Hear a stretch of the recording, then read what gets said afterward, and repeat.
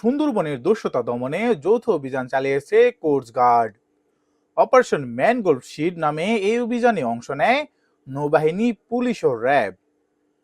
Coast guard জানায়, স্বরাষ্ট্রমন্ত্রীর নির্দেশনায় সুন্দরবনকে দস্যুমুক্ত করতে কঠোর অভিযান চলছে।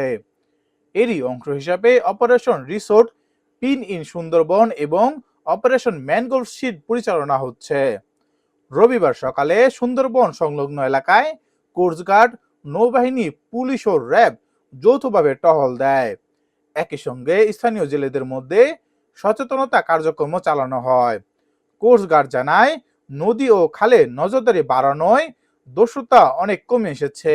গত এক বছরে বিভিন্ন দস্যু বাহিনীর 40 সদস্যকে আটক করা হয়েছে। উদ্ধার করা হয়েছে আগ্নেয়াস্ত্র, গুলি ও বিস্ফোরক। ধ্বংস করা হয়েছে একাধিক আস্তানা। এছাড়াও 37 জন জেলে, 2 জন পর্যটক এবং একজন রিসোর্ট মালিককে উদ্ধার করে পরিবারের কাছে ফিরিয়ে দেওয়া হয়েছে। কোস্টগার্ড জানায়, সুন্দরবন সম্পূর্ণ দস্যুমুক্ত না হওয়া পর্যন্ত এই ধরনের অভিযান অব্যাহত থাকবে।